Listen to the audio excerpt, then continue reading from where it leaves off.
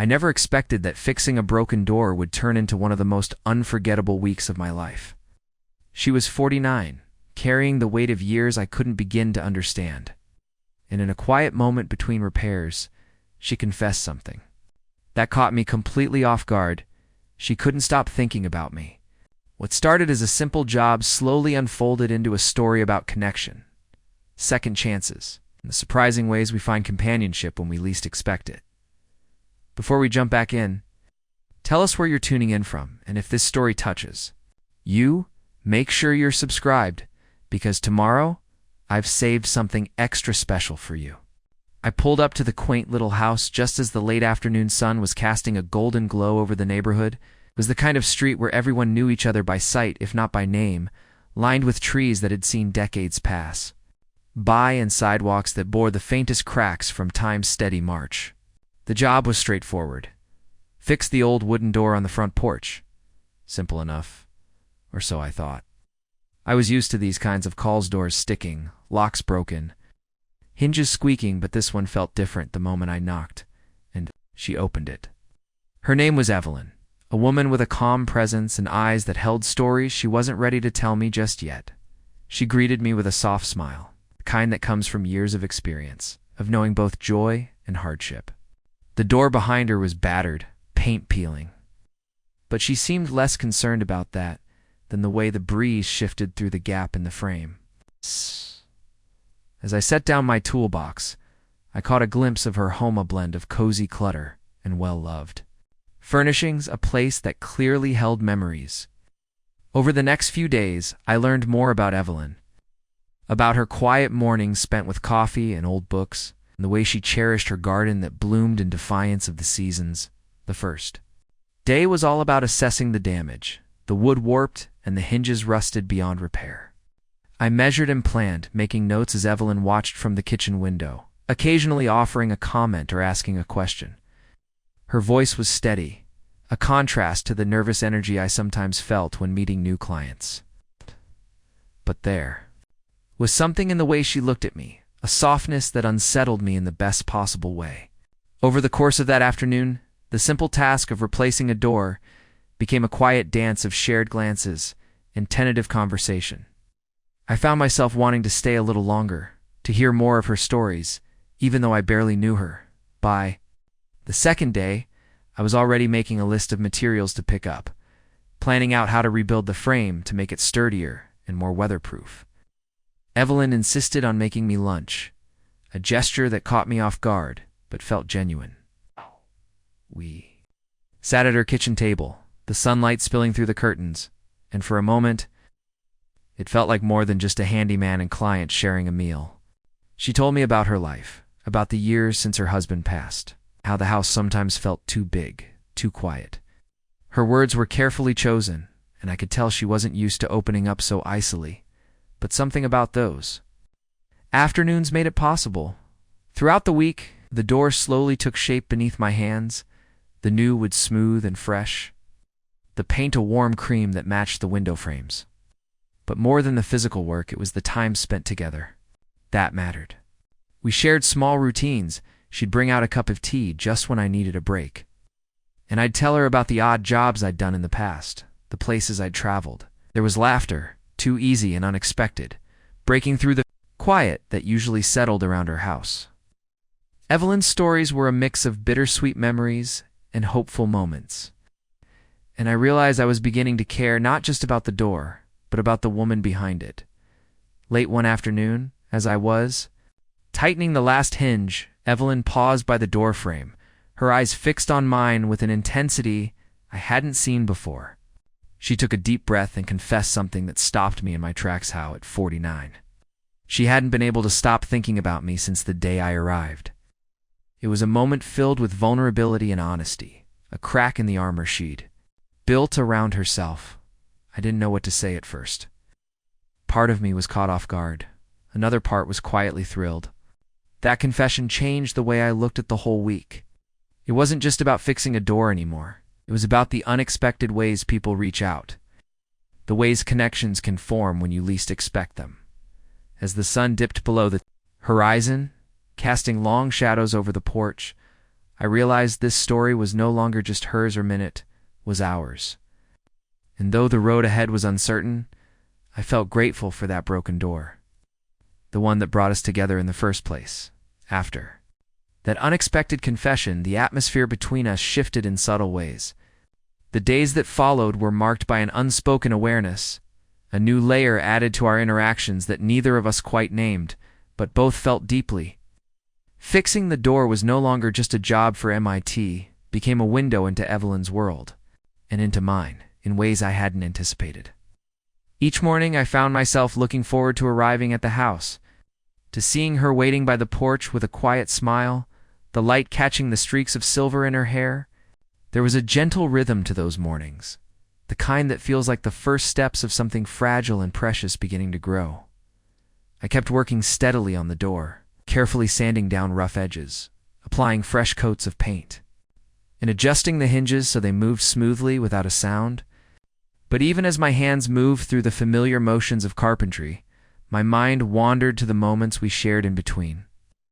Evelyn had a way of making the ordinary feel special, her laughter when I joked about my clumsy first attempts at cooking, the way she listened intently when I spoke about my childhood, the quiet strength she carried despite everything she'd been through. There was a softness in her voice when she talked about the past, and a hopefulness when she glanced out at her garden, as if the flowers she nurtured were symbols of renewal for both of us. Our conversations grew longer and more personal, confided in me about the years after her husband's death, the loneliness that crept into her life, and how she had built walls around her heart to protect herself from the pain.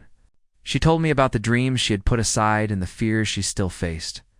I shared parts of my story too, the travels that had shaped me, the mistakes I'd made, and the people I missed. We found comfort in this exchange, a mutual understanding that transcended the usual client-worker relationship. For the first time in a long while, Evelyn allowed herself to be vulnerable, and I felt honored to witness that. Some afternoons, we would sit together on the porch, watching the light change as the sun dipped lower in the sky. There was a peacefulness in those moments, a quiet companionship that didn't require words. I noticed how Evelyn's eyes sparkled when she talked about her grandchildren visiting, and how her hands trembled slightly when she showed me old photographs tucked away in a drawer. It was as if the door I was fixing was a metaphor for the openings and closings in her life, the way she was cautiously letting someone new in while still holding on to the memories that shaped her. One day, as I was fitting the last piece of molding around the doorframe, Evelyn asked if I would stay for dinner. It was an invitation I hadn't expected but gladly accepted. We shared a simple meal she had prepared with care, sitting across from each other in her cozy kitchen. The conversation flowed easily, punctuated by laughter and the occasional pause, where we simply enjoyed each other's presence. She talked about her passion for gardening, how tending to her plants gave her a sense of purpose and peace. I listened, fascinated by the way she described the colors and textures of her flowers, the way the seasons influenced her small but vibrant world. As the evening wore on, Evelyn grew more candid. She confessed that while she had been cautious about letting anyone new into her life, there was something about me that stirred feelings she hadn't felt in years. It wasn't just about physical attraction, it was the comfort, the trust, and the way we seemed to understand each other. Without needing to explain everything, her words were sincere and heartfelt, and I found myself grappling with my own emotions. Torn between the professional boundaries I'd tried to maintain and the undeniable connection we shared. The door was finally finished, the wood smooth, and painted with care, the new locks installed and working perfectly. It stood as a symbol of the progress we had made together, both literally and figuratively. Evelyn looked at it with a mixture of pride and gratitude, and I felt a deep satisfaction. Knowing I had helped restore more than just a physical entryway, there was a sense of possibility in the air, as if the door represented not only a repaired threshold, but the beginning of a new chapter for both of us. But with that possibility came uncertainty. I wondered how this new dynamic would evolve, what challenges we might face as we navigated the delicate balance between companionship and something more. Evelyn was candid about her fears, the risk of opening up again, the pain of potential loss, and the reality of starting over at 49. I shared my own hesitations, the doubts about whether I was the right person to step into this part of her life. Yet, despite the doubts, there was an undeniable pull between us, a magnetic force that neither of us could ignore. In the days that followed, we found a comfortable routine. I would arrive each morning ready to tackle small projects around the house. Evelyn would greet me with that same quiet smile, often offering a cup of coffee or a fresh pastry. We talked about everything and nothing, our hopes, our regrets, the little things that made life meaningful. I realized that what we were building was not just a repaired door, but a friendship grounded in respect, its honesty and genuine care. It was a slow unfolding, a dance of patience and trust that felt both exhilarating and grounding. One afternoon, as I was packing up my tools, Evelyn asked me to stay a little longer. She wanted to show me something in the backyard, a small garden nook she had been cultivating. We sat together on a weathered bench surrounded by blooming flowers, the scent of jasmine and roses filling the air. In that quiet moment, she reached out and took my hand, a simple gesture that spoke volumes. She didn't need to say anything. The connection was clear and unspoken. It was a moment of acceptance, a recognition that sometimes the most meaningful relationships don't fit into neat categories but thrive in the spaces between. As I left that evening, I felt a mixture of emotions, hope, uncertainty, and a deep gratitude for the unexpected bond we had formed.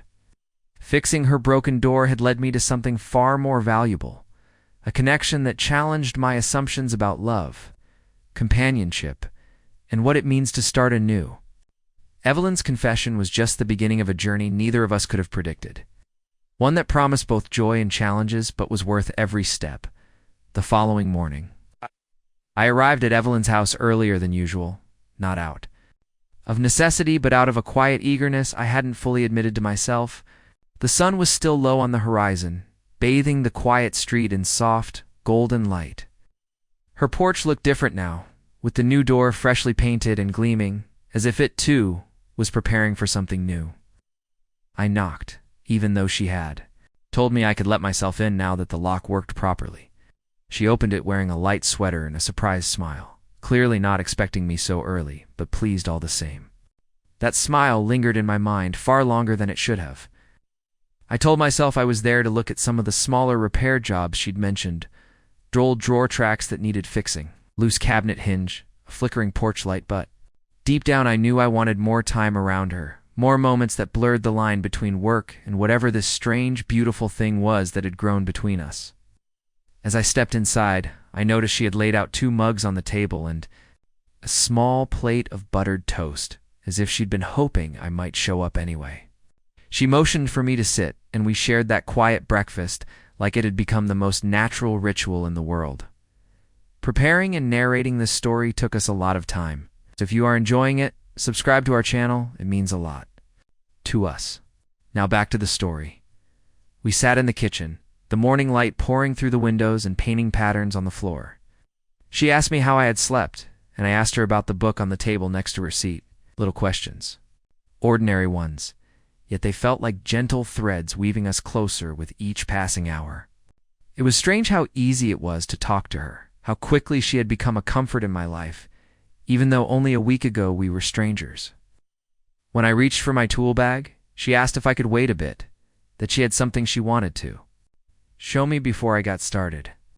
She led me down the hallway, past the familiar rooms, and into a part of the house I hadn't seen yet, a small study tucked behind a narrow wooden door.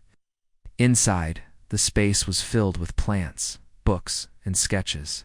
Pinned to the walls was a soft armchair beneath the window, and beside it a small table littered with notebooks and pens. She told me this was her thinking space, her quiet escape when the rest of the world felt too loud. She sat in the chair and looked up at me, her eyes shining with a mix of pride and vulnerability, and told me that in this room she had started, writing again after years of silence. I didn't know what to say, so I just sat on the edge of the table and listened as she spoke about stories she had abandoned, about poems she'd once hidden in drawers, about how the silence in this house had swallowed her voice for so long until recently. Something about me, she said, had made her feel safe enough to open that drawer again. I wasn't sure what I had done to earn that kind of trust, but hearing it made something shift inside me. I told her she should keep writing, that whatever was inside her deserved to be heard. She smiled, but it wasn't just it was a look of someone who had been waiting to hear those exact words, even if she hadn't known it. I spent the rest of the morning working quietly in the background as Evelyn sat in the study, the door ajar, her pen gliding across the page. It was one of the most peaceful mornings I'd had in years.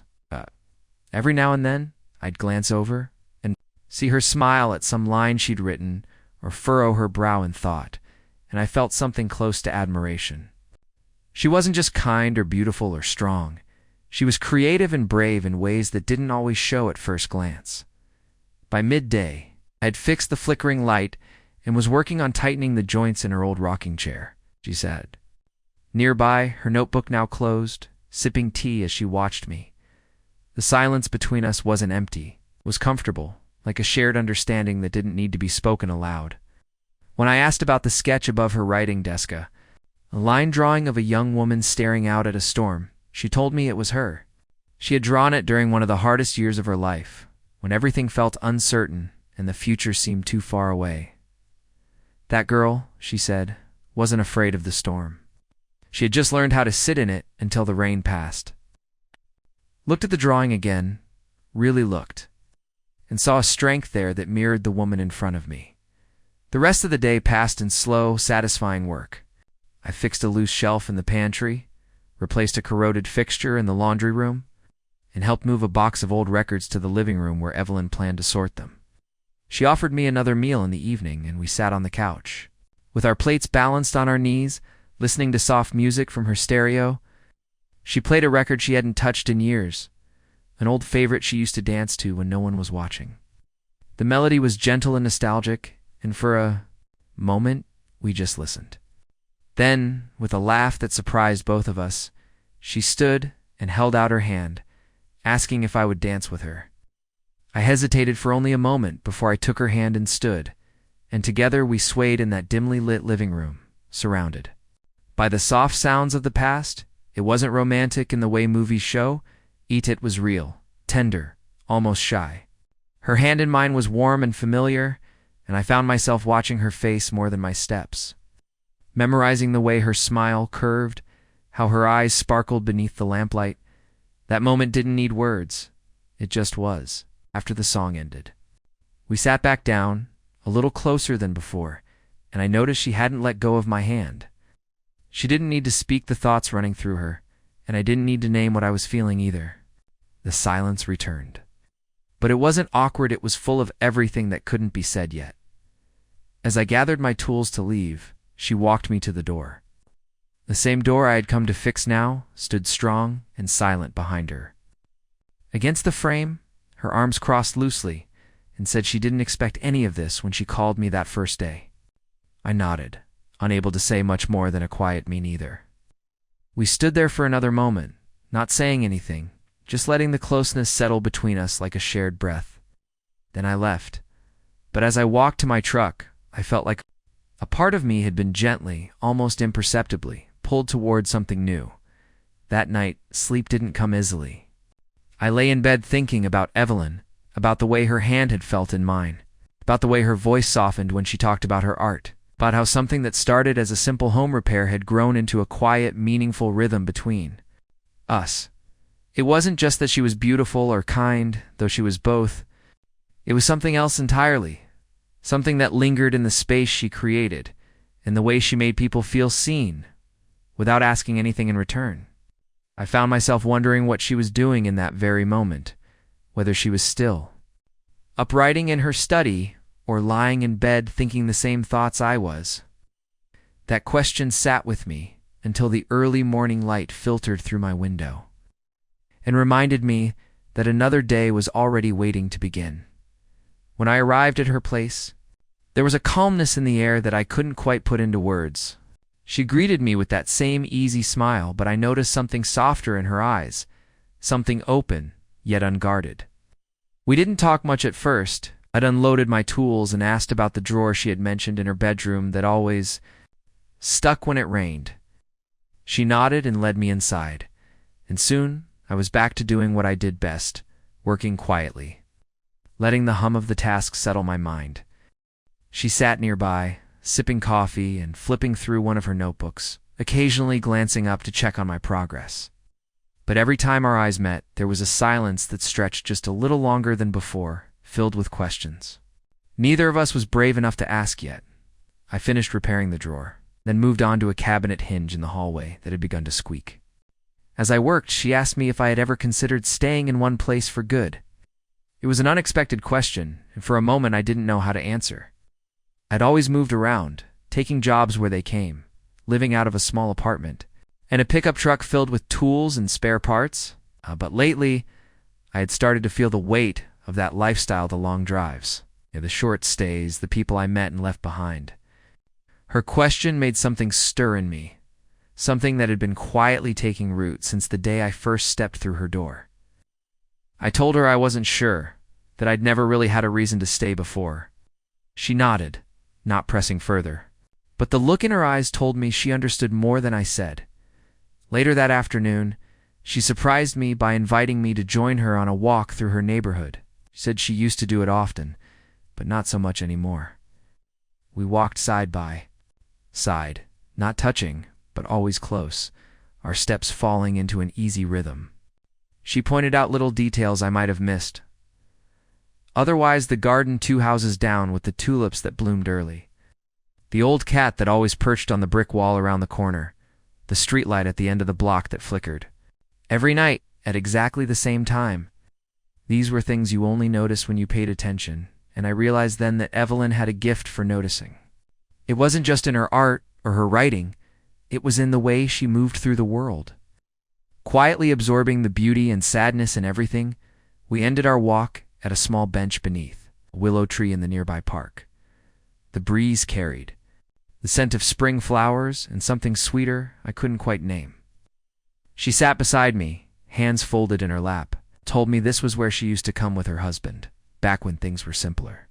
He had loved this spot, she said, and even after he passed, she found comfort in returning to it. I listened without interrupting, letting her speak freely, and when she fell silent, I felt the weight of her memory settle between us. I told her it was a beautiful place, and she nodded, saying it was easier to remember the good parts when you had somewhere like this to go. I asked her if she still thought of him often, and she said yes, but not in the way she used to. Now it was like remembering a chapter in a book she'd loved once, when she didn't need to reread, but would always carry with her. We sat in silence for a while after that, watching the branches sway above us, letting the quiet settle like a blanket. She reached over and touched my hand again, not like before, not shy or uncertain, but with purpose. She looked at me and told me she hadn't expected to feel this way again, not at her age, not after everything. I wanted to say something meaningful in return, but all I could manage was the truth that I hadn't expected it either. The air between us was thick with all the things we weren't saying, but for once, that didn't feel like a burden. It felt like possibility. When we returned to her house, the sun was already starting to dip below the rooftops, casting long shadows across her porch. I helped her bring in a few potted plants from the backyard that needed shelter from the cooler night air. We moved quietly, both of us caught in the afterglow of our walk and everything that had passed between us. She asked if I wanted to stay for dinner again, and I agreed without hesitation. She made a simple pasta dish while I set the table, and we ate by candlelight, the soft glow turning her living room into something that felt timeless. After we finished eating, she brought out a bottle of wine she had been saving for a special occasion. I asked her what the occasion was, and she smiled and said, this night, this moment, this strange and beautiful thing between us. We sat on the couch, sipping wine, sharing stories and half-remembered dreams, letting the hours slip away like sand through fingers. She told me about the time she almost moved to Italy in her 20s, how she had planned to study art but never quite made it past the what-ifs. I told her about my first road trip across the country, how I used to chase sunsets like they held, the answers I was too afraid to ask for by the time I stood to leave. The The stars were bright above us, and the world felt quieter, more forgiving. She walked me to the door again, and for a moment, we just stood there, facing each other in the silence. Then she leaned in and kissed my cheek soft, lingering, filled with 1,000 things she hadn't said out loud. I didn't move for a long time after the door closed behind me, stood there, staring at the newly repaired frame, at the porch light glowing like a beacon in the night, and I realized I didn't want this to end. Not the job, not the walks, not the late dinners, or soft confessions, or the way her presence made everything feel less heavy. I didn't want to be just a chapter in Evelyn's life. I wanted to see what happened if we kept turning the pages together. The next day, I woke to a morning that felt oddly quiet, as if the world was holding its breath. I took my time getting ready, sipping my coffee a little slower, watching the steam rise from the mug with a kind of stillness I couldn't explain. It wasn't nerves, not exactly.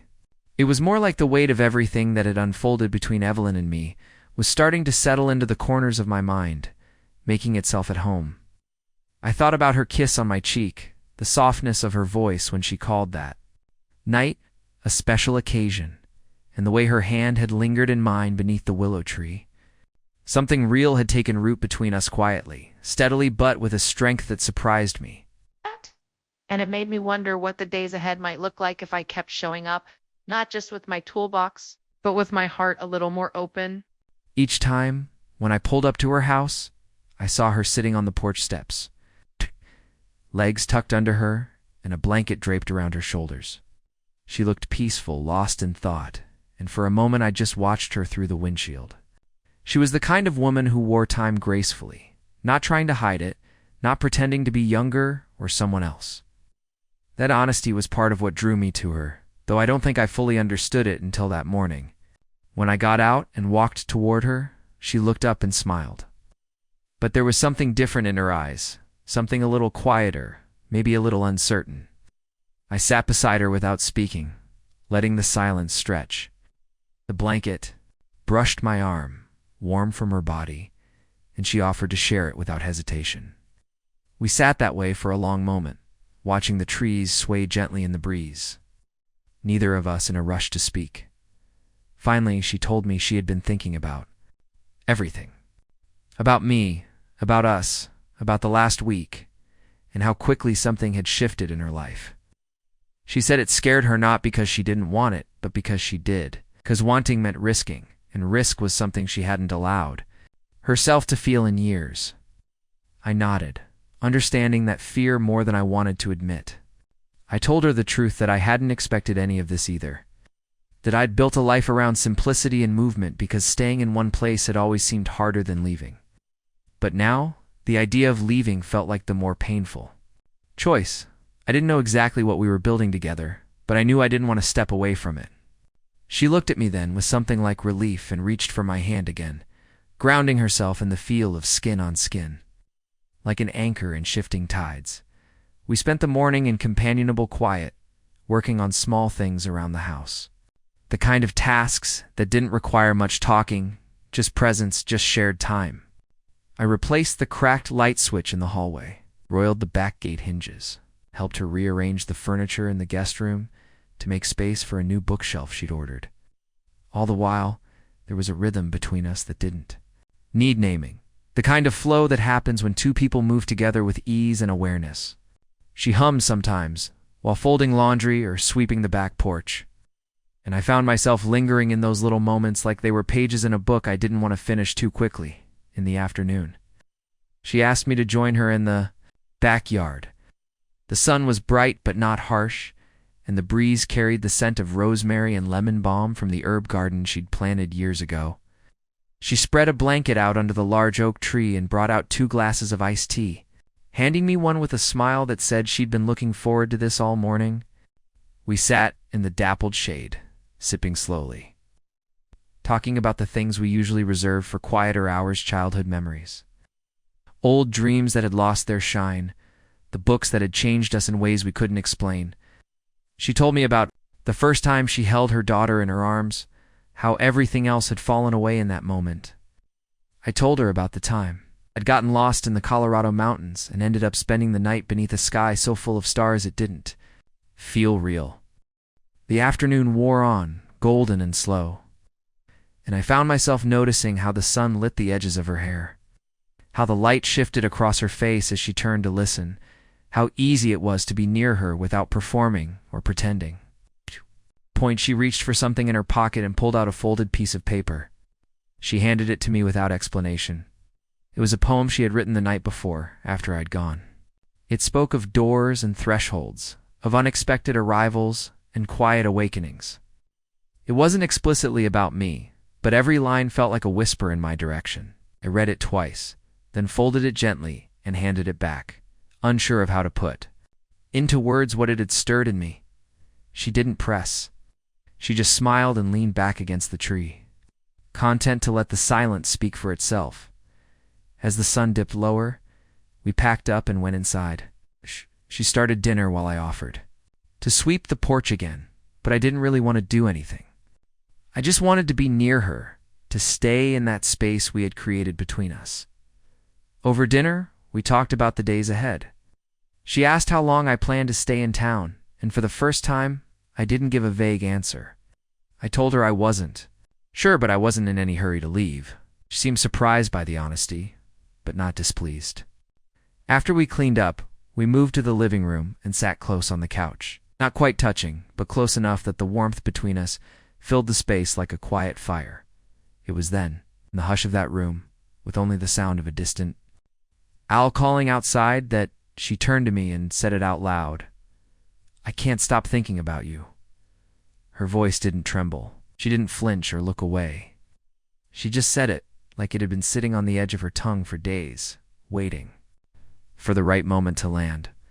I looked at her, searching her face for hesitation, for doubt, but there was none, just honesty. Just a kind of quiet bravery I admired more than I could say. Took a slow breath, feeling the words wrap around me like a promise I didn't know I'd been waiting for. I reached for her hand again, and this time, I didn't let go. The next few days passed in a blur of soft moments and quiet understanding.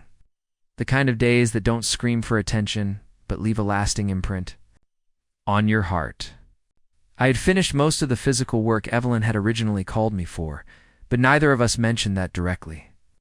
Instead, she started finding small projects that just came to mind: a crooked painting she wanted recentered, a kitchen drawer that wobbled slightly, a lamp in the guest room with a faulty switch. They were simple things, barely enough to justify calling someone like me, but I didn't question it. I was grateful for the excuse to keep coming back, for the reason to stay close to her world a little longer. And I think she was grateful for the presence of someone who didn't demand anything from her, who simply showed up again and again. Each visit deepened something that neither of us could quite define yet. It wasn't just affection. Growing it was familiarity, a sense of quiet partnership. She started offering me books from her shelves, titles she had loved and thought I might too. I took them home, read them late into the night, and returned with thoughts and questions that sparked new conversations over coffee. In turn, I told her stories from my work on the road, about the people I'd met, the homes I'd been in, the places I'd slept when work was thin.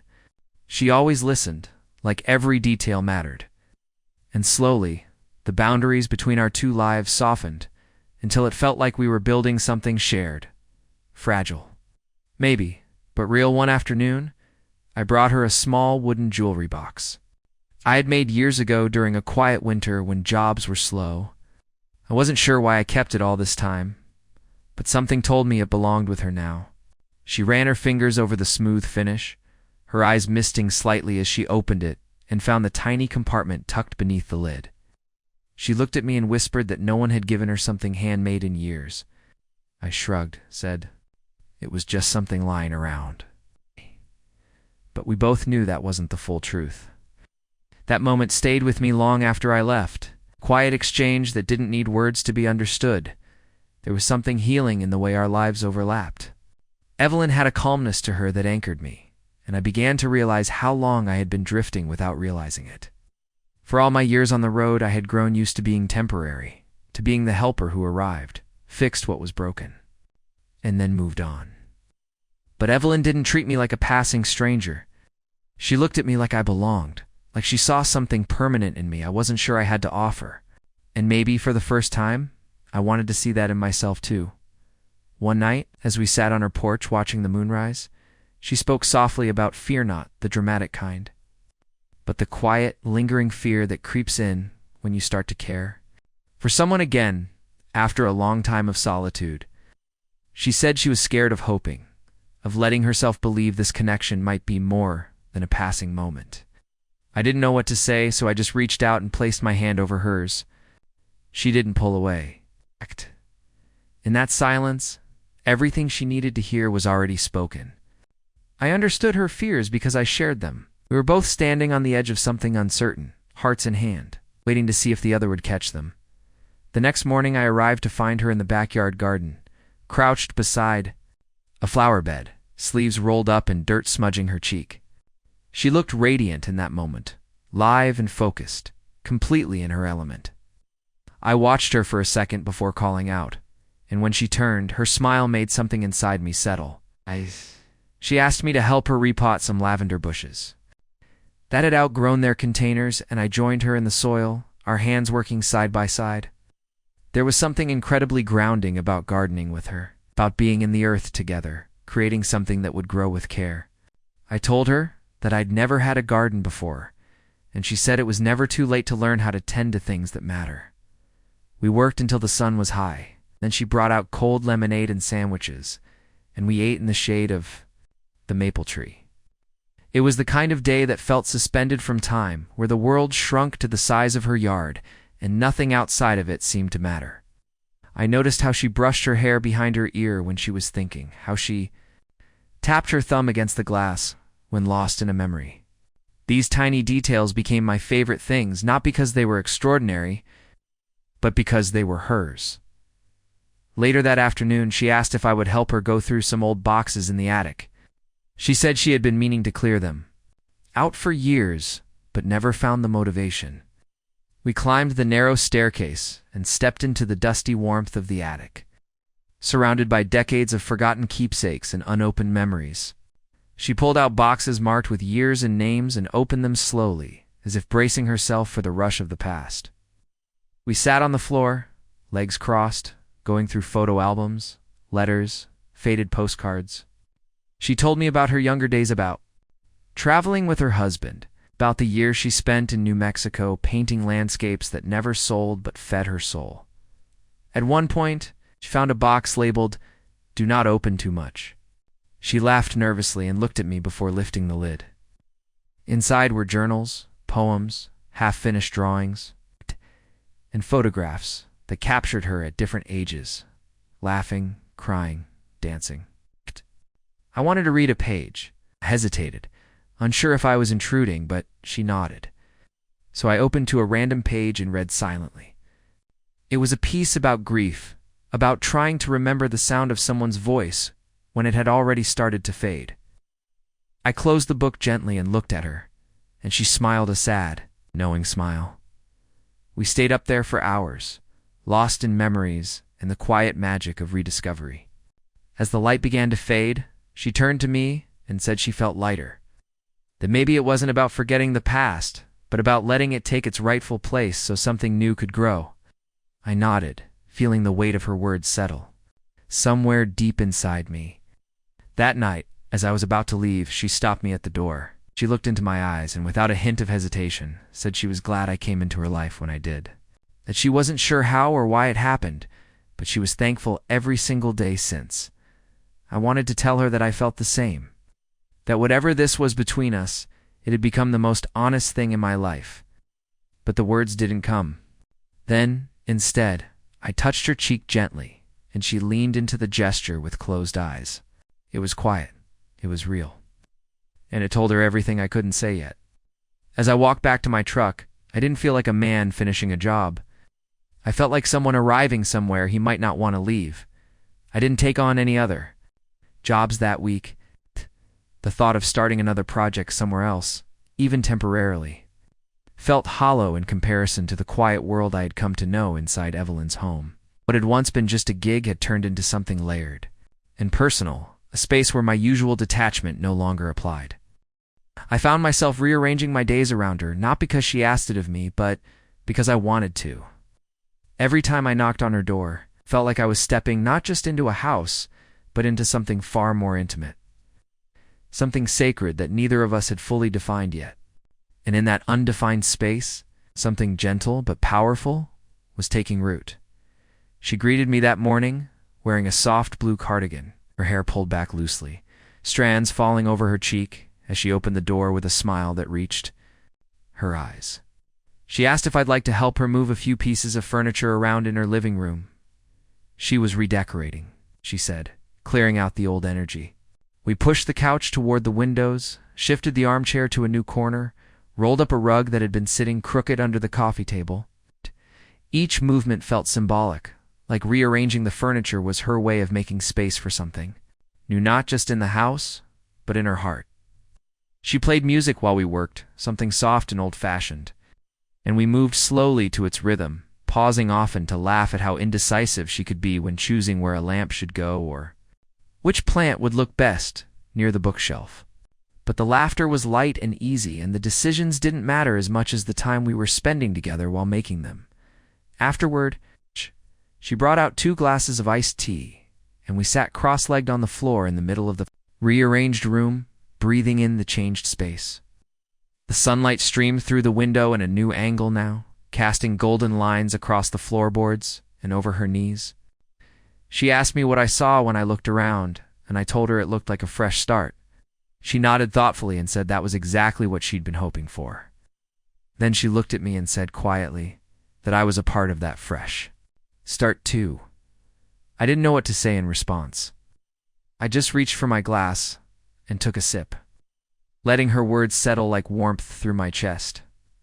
Later that day, she brought out a stack of photographs from a drawer she rarely opened.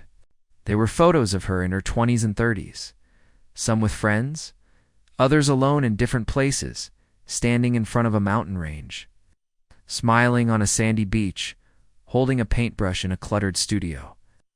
She had lived so many lives, before this one, before widowhood and solitude, and I could see the flickers of that former version of her still alive in the way she carried herself. She showed me one picture of her standing barefoot in a garden, arms raised, head tilted back in laughter. That's who I was once, she said. Not just a wife or an artist or a woman in love, but someone wild and full of dreams. I told her I still saw that in her, that the laughter was still there, even if it had grown quieter. She looked at me then in a way that felt like she saw something more than just a handyman. And for the first time, I wondered what version of myself she saw. When she looked at me as the day wore on, the weather shifted. A slow drizzle began tapping on the windows, and we moved to the kitchen where she lit a few candles and started preparing dinner. I offered to help, and she handed me a cutting board and some vegetables, smiling as she said she liked having company in the kitchen again. We chopped and stirred and leaned into the rhythm of cooking together, the scent of garlic and rosemary filling the air. She poured a little wine, not as a statement, but as a gesture of comfort, and we sat down to eat as the rain fell softly outside, cocooned in a kind of peace that made the rest of the world feel far away. After dinner, we lingered at the table. The conversation shifted to deeper waters, what we wanted from the next year, whether either of us believed in second chances, how long it took to really know someone. She asked me why I had never settled down, why I had spent so many years drifting from place to place. I thought about that for a moment, then told her that maybe I had been looking for a reason to stay, something that felt worth building around. She didn't press further, but the way she looked at me said she understood more than I had said. She told me she used to believe that love had an expiration date, that after a certain age you simply made peace with the quiet. But lately, she said, she was beginning to believe in late blooms, that maybe love, like lavender or ivy, could find new roots even in tired soil. That night she walked me to the door again, but this time she hesitated. The rain had stopped, and the air was filled with the damp scent of earth and budding leaves. She reached for my hand and held it just for a moment, then said she didn't want the evening to end. I stepped forward, unsure of what I was about to say, when she spoke first. Her voice was soft, but steady. She said, "I know this may sound forward, but I can't keep pretending like this doesn't mean something. I'm 49, and I can't stop thinking about you." The silence that followed was loud with the sound of my heart pounding in my ears. I searched her eyes, looking for hesitation, but all I saw was sincerity, a quiet bravery that took my breath away. I stepped closer and took both of her hands in mine. I told her that I hadn't stopped thinking about her either, that every day I spent with her felt like I was remembering how to be a person again, not just a worker, not just someone passing through, but someone who could belong. We stood there, in the doorway, holding each other's hands, while the evening wrapped itself around us. Nothing else existed in that moment, just the two of us. The shared confession hanging in the air like something sacred. She invited me to stay for one. "More cup of tea?" And I said yes, without hesitation. We sat in the living room, the new layout already feeling natural, and she brewed a pot of chamomile as the candles flickered nearby. We talked less now, the air between us filled with everything that had been said and everything that didn't need to be. When it was time to go, she walked me to the door again, but this time we didn't linger in uncertainty. She leaned in and kissed me, a soft, slow kiss that tasted like warmth and quiet courage. I rested my forehead against hers afterward, and for the first time, I didn't feel like a guest in her world. I felt like a part of it. As I drove home that night, the road blurred past me, but my thoughts were still in her kitchen, her touch, in her voice saying those words, "I'm 49, and I can't stop thinking about you." They echoed in my mind like a song I didn't want to end. Whatever came next, I knew this was no longer just a fleeting connection. It was the beginning of something worth staying for. The following morning began with a different kind of clarity. I had woken up early, not out of habit or obligation, but because something inside me felt alive in a way it hadn't in years. As I stood by my small kitchen window sipping coffee, the images of the previous night replayed over and over, the softness in Evelyn's voice when she made her confession, the feel of her hands in mine, the warmth of her lips, and the strange but beautiful sense that I had crossed a threshold in my life that could no longer be undone. I was no longer a man passing through. I had entered something real, and for the first time in a long while, I wasn't afraid. I didn't question whether she meant what she said, and I didn't second-guess my response. It had all come out, like truth always does without needing to be rehearsed or refined. When I arrived at her house, there was something different about the way she opened the door. She didn't just smile, she beamed. Her expression wasn't hesitant or cautious like it had sometimes been before. It was open, unguarded, as though she had made a decision within herself that whatever came next, she was going to meet it head-on. She wore a loose green blouse that danced in the morning breeze, her hair tied back with a silk scarf that fluttered as she stepped aside to let me in. The scent of fresh coffee filled the air, and the moment I stepped into the house, I felt like I belonged, just temporarily, not as someone passing through, but as someone who had been expected. We didn't talk about the night before, right? Away. Instead, she asked how I slept, handed me a warm mug, and told me she wanted to show me something. She led me down the hall and into the guest bedroom, which I had never really spent much time in before. There, on the far wall, was a new canvas resting on an easel. She told me she had painted it early that morning, as the sun was rising. The colors were soft and warm hues of gold, rust, and blue blending into each other like a memory just on the edge of form. It wasn't a portrait or a landscape. It was something else entirely, an emotion captured in brushstrokes. I stared at it for a long moment before speaking. I told her it looked like how yesterday had felt. She smiled at that, said she had hoped I would see it that way. She explained that she used to paint when she felt something she couldn't say out loud. That art had always been her first language, long before words felt safe or reliable. This piece, she said, was the first she had completed in almost 2 years. I could see the pride in her eyes, but more than that, I saw relief that she had found that part of herself again. And maybe that she had found someone to share it with. I told her the painting was beautiful, but more importantly, I told her I saw her in it. Not the woman who had lived in grief and solitude for years, but the one who was still discovering who she could be when given room to grow again. Afterward, we sat in the kitchen and made plans for the rest of the day. It wasn't anything grand. She wanted to go to the local farmer's market and maybe stop by the old bookstore she loved but hadn't visited in ages. I offered to drive, and for the first time, it felt natural, like we weren't dancing around something anymore. We were simply two people sharing a life, if only one day at a time. The market was alive with color and sound, stalls overflowing with fresh produce, handmade crafts, and the gentle murmur of conversations floating through the air. She walked ahead of me, occasionally glancing back with a grin, her fingers brushing mine as we moved from one vendor to the next at one point.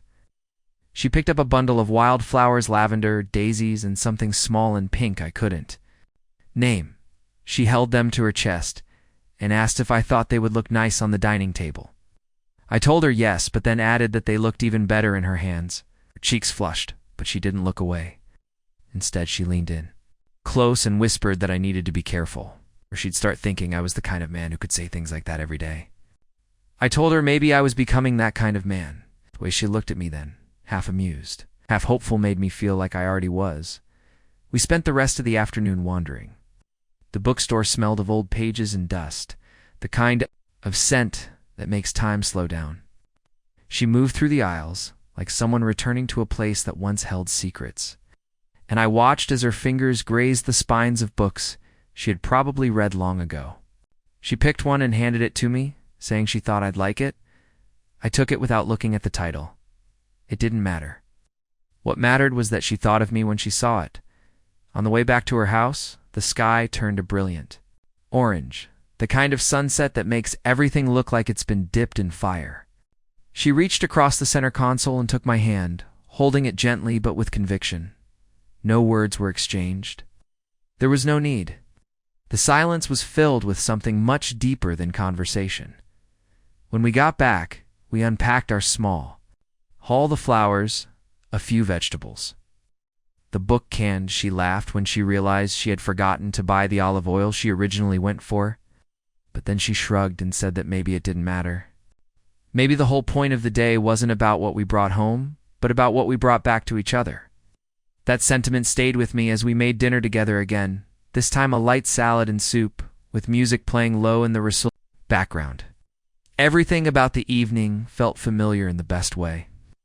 Like we were slipping into a rhythm neither of us had expected, but both of us welcomed. After dinner, we stepped out onto the porch and watched as the sky dimmed into twilight. She leaned against me, her head resting on my shoulder, and I wrapped an arm around her without needing permission. For a long time, we just sat like that, watching the stars emerge one by one. She told me that sometimes she used to sit out there and wonder if she'd ever feel connected to someone again. She'd ever share that kind of stillness with someone who made the silence feel safe. I didn't say anything right away. I just tightened my hold on her and let her words wash over us. Then I whispered that maybe this was the answer she had been waiting for. She nodded against my shoulder, and I felt her sigh, deep and content. Later, as I prepared to leave, she didn't walk me to the door. Instead, she asked if I wanted to stay, not just for another cup of tea, not just for an hour, but truly stay. The question was quiet, but its meaning was clear. I didn't hesitate. I told her yes. And just like that, what had started with a broken door became something neither of us had expected, but both of us needed. That night, as we stood in her hallway, the house around us softly lit, I felt a sense of peace I hadn't known in years. I wasn't a stranger anymore. I was someone she let in, not just into her home, but into her life. The following days slipped into something resembling routine, though neither of us dared to label it that out loud. I stayed with Evelyn for the better part of the week, going back to my place only briefly, to gather a few clothes, water the plants I barely remembered to care for before, let my landlord know I'd be a little less present. I didn't give too many details. There was nothing to explain that. Didn't feel too personal or too sacred to put into small talk. The truth was, I had found something in Evelyn's world that made mine feel whole for the first time in years. It wasn't loud or dramatic. It was simple, grounded, and slow in the most beautiful way. And that slowness allowed me to feel every moment with a kind of depth I'd forgotten I was capable of. Mornings became our favorite part of the day. Evelyn was always up before me, usually already humming softly in the kitchen, barefoot, with her robe tied loosely and her hair tucked messily behind her ears. She'd brew coffee, toast a slice of sourdough, and by the time I joined her, she'd have a plate waiting without asking what I wanted. It became clear to me that she noticed the little things, that I preferred the crust slightly darker, that I stirred my coffee before drinking it, that I liked to sit by the window facing the backyard. And in turn, I started noticing her rhythms, too. The way she tapped her fingers on the counter while waiting for the kettle to whistle. How she would open the back door for a moment just to breathe in the morning air. There was something intimate about those observations, something binding. We were learning each other not through declarations, but through presence. One morning, she brought out an old wooden box from the cabinet under the stairs. She placed it on the table and said she hadn't opened it in nearly a decade. Inside were photos, handwritten letters, and trinkets from another life. Her eyes scanned the contents with quiet reverence, fingers brushing over paper and fabric like she was waking up ghosts she no longer feared. She handed me one letter, creased, smudged in places, but still intact. It was from her husband, written long before he passed. The words were full of affection, stories of their early days, and plans for a future that never quite unfolded the way they thought. She looked at me and said she wanted me to know that part of her not to compare, not to compete, but to understand the history of her heart. I took my time reading it. I didn't rush through the words. When I finished, I placed the letter back in the box gently and told her thank you, because it was a gift, letting someone see who you used to be, especially when the past carried weight and tenderness both.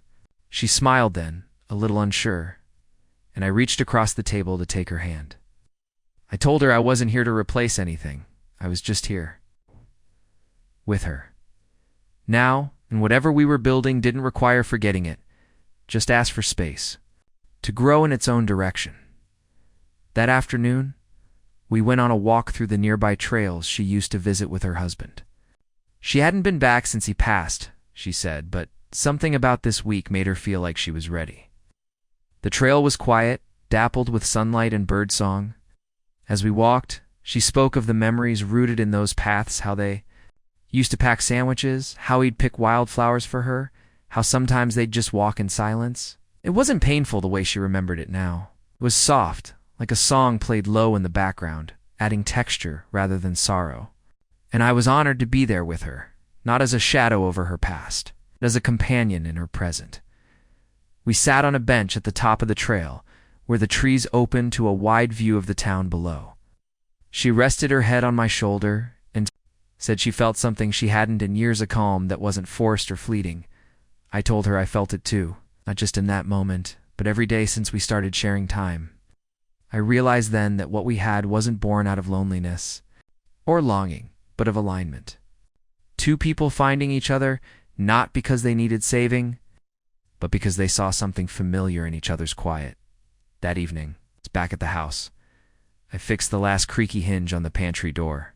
It was one of those tasks we had both forgotten about, lost in the gravity of everything else. When I finished, she laughed and said, "Well, that's it. The house isn't broken anymore." I looked at her and said, "Maybe it never really was."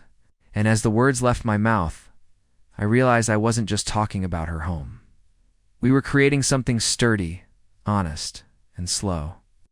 And it all started with a door, a broken one. Just like how some stories don't begin with fireworks or grand gestures, but with a simple repair that leads to something unexpectedly whole. The next day unfolded in a way that neither of us could have planned. But somehow it felt inevitable, like something just waiting for the right moment. It began with sunlight streaming into the living room, catching the dust in the air like flecks of gold. And Evelyn sitting curled up on the couch with a blanket over her knees and her sketchbook open. She hadn't mentioned she drew, only painted, but there she was, pencil in hand, eyes fixed on something I couldn't see. When I asked what she was working on, she tilted the pad just slightly, revealing a soft charcoal sketch of two hands, one reaching, one waiting. It was simple, delicate, but full of emotion. She said she'd started it the night before while I was asleep, said it had come to her in a dream she couldn't quite remember. I didn't ask who the hands belonged to. I didn't need to. That morning we didn't rush.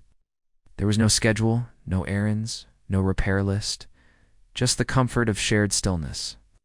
We made pancakes, the messy kind where flour ends up dusting. The countertops and berries bleed into the batter. She laughed more than usual, and I let myself fall into the sound. Let it wrap around me like a favorite old song I'd somehow forgotten.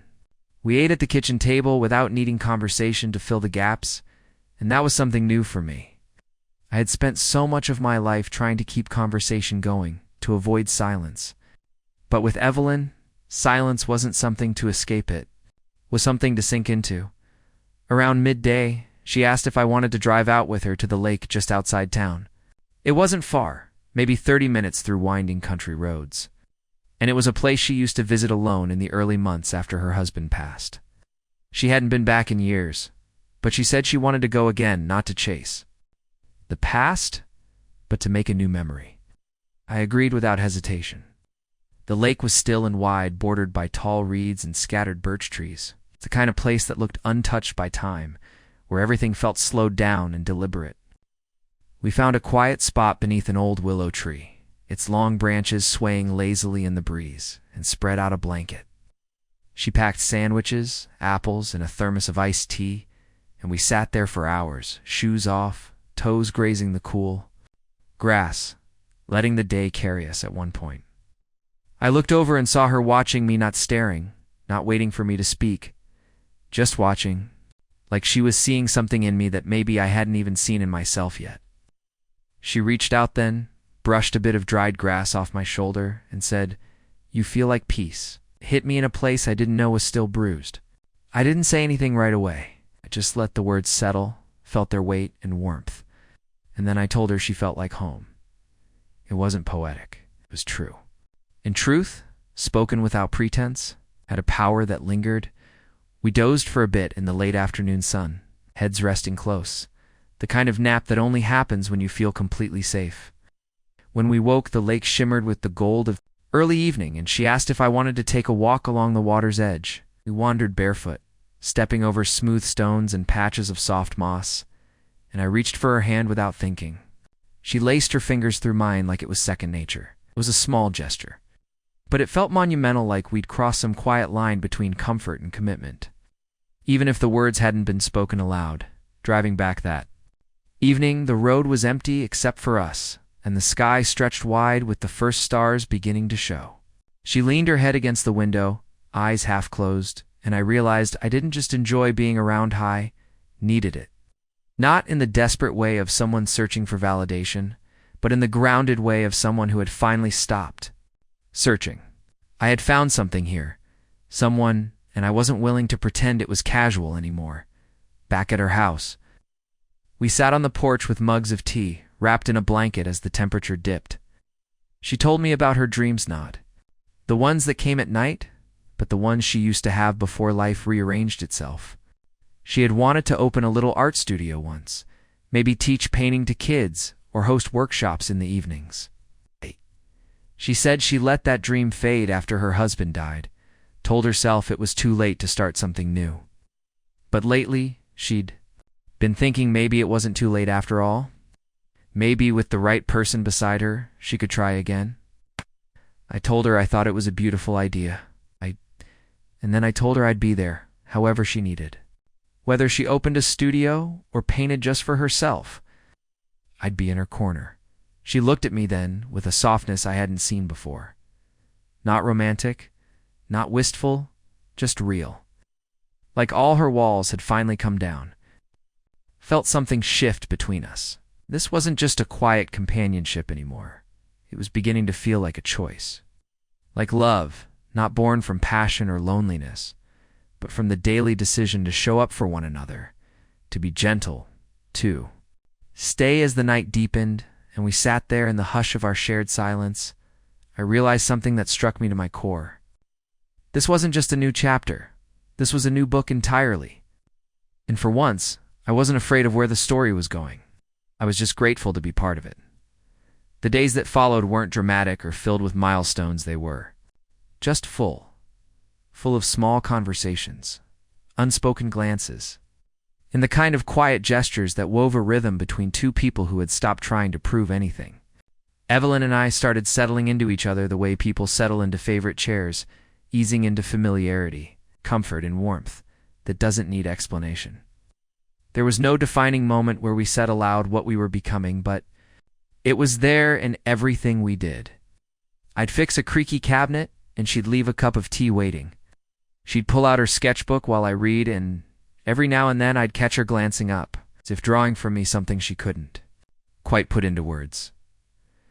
One afternoon, the rain came in thick sheets, turning the backyard into a rippling mirror of mud and water. We were supposed to run errands that day, but instead we stayed inside, the storm creating a soft soundtrack behind the clinking of mugs and the flipping of book pages. Evelyn lit candles, not because the power had gone out, but because she liked the glow. She said it made even ordinary moments feel a little more sacred. I found myself watching her more often in those quiet hours, how she tucked her knees up on the couch, how she bit her lower lip when lost in thought, how she never felt the need to fill silence with noise. Ow. The rain blurred the world outside, but inside, things were sharply clear. At one point, she turned to me and asked if I ever thought about legacy, not in the grand, world-changing way, but in the way of simple remembrance, what people leave behind, what they're remembered for. She said she used to worry that her life would shrink into a quiet ending, remembered only by a few photographs or unfinished paintings. I told her I didn't think legacies were always big gestures. Sometimes they were the smaller things. The way someone makes you feel safe, the way they make a house feel like home, the way they love with consistency instead of spectacle. She stared at me for a long time after that, and when she finally spoke, all she said was, "Thank you." But it wasn't a casual thank you. It was one of those layered acknowledgments that holds years behind it. That evening, she surprised me by pulling out a dusty recipe book from the shelf. She said she hadn't cooked from it in years, but that it used to be something she and her husband did together, picking a page at random and trying the recipe. Even if they had no idea what they were doing, so we did just that. We flipped to a worn page in the middle, pointed blindly, and landed on a dish neither of us could pronounce. It involved spices I had never used, an ingredient she had long ago shoved to the back of her pantry. We made a mess. The kitchen looked like a war zone by the end of it, bowls everywhere, smudges on the counters, flour on the floor, but we laughed through all of it. It's the kind of laughter that comes from pure, unfiltered joy. Dinner turned out mediocre at best. The flavors didn't quite blend right, and the texture was off, but neither of us cared. We ate every bite, joking that we should open a restaurant called Close Enough, where nothing was perfect, but everything was made with heart. After we finished cleaning up, we didn't reach for the TV or our phones. Instead, we sat across from each other at the dining table, a candle flickering between us, and just talked. About places we'd been, things we wanted to see, what scared us, what made us feel most alive. At one point, Evelyn reached across the table, took my hand in hers, and said she hadn't imagined feeling this alive again. That for a long time, she'd settled into a quiet sort of grief that became so familiar, it started to feel like home. But now, sitting across from me, she was starting to remember what hope felt like. I told her I understood that kind of quiet. Grief that I'd carried it to, though maybe in different shapes. For me, it was years of moving from place to place. Doing jobs that filled the hours, but not the soul. Telling myself I didn't need connection, when really, I was just afraid to want it. I confessed that before her I thought maybe I'd gotten too good at being alone. That I had accepted it as my life's shape. She squeezed my hand and said maybe the trick wasn't to fight solitude, but to know when to let it go. And maybe we were both just finally learning that lesson. That night, before we went to bed, Evelyn handed me a small envelope. She said she'd written something down a few days ago, but hadn't known when to give it to me. I opened it after. She'd gone to brush her teeth, and inside was a folded piece of paper with only one sentence written in her gentle script. "You are not a passing season. You are my second spring." I stood there in the dim hallway, the words resting heavy and sweet in my hands, and felt something shift in my chest. Not excitement, not nervousness, something deeper, something lasting. When she returned, I didn't say anything. I just pulled her clothes and held her longer than usual. There was nothing more to be said that night. Everything that mattered had already been spoken, in food cooked together, in shared silences. In that folded paper resting quietly on the table beside the bed, the next morning arrived with a crispness in the air that hinted autumn was just around the corner. The light had changed, softer, more golden, slipping through the curtains like a whisper. I woke before Evelyn for the first time in days, quietly slipping out of bed and padding to the kitchen to start the coffee. It was strange how quickly I had come to know her space, where she kept the mugs. How she liked her coffee just a little stronger than mine. Which drawer had the cloth napkins she always used instead of paper towels. I moved through the kitchen, like it was my own, not with possession, but with familiarity that came from shared living. And as the aroma of brewing coffee filled the room, I felt the weight of what we were quietly building. She wandered in not long after.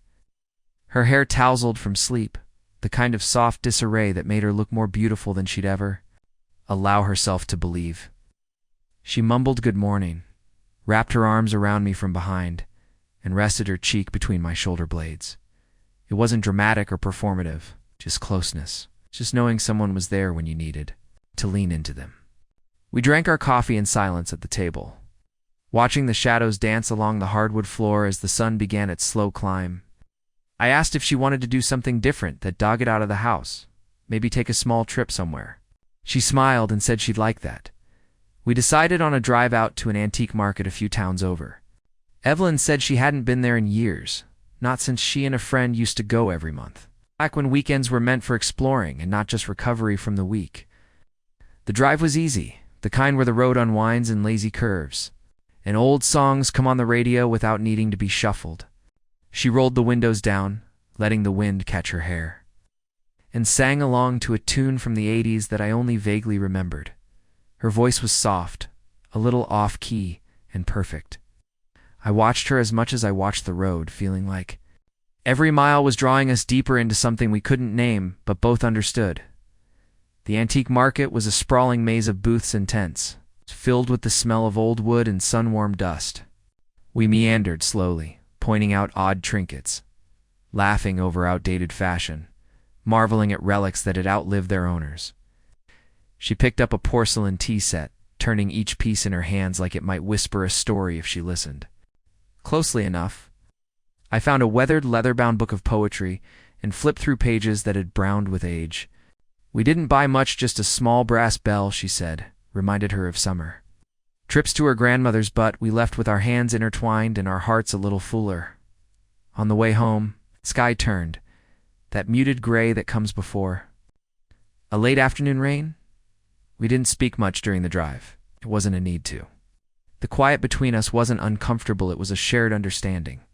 She rested her hand on my thigh, her thumb tracing small circles, and I felt more connected in that gesture than I had through any conversation before.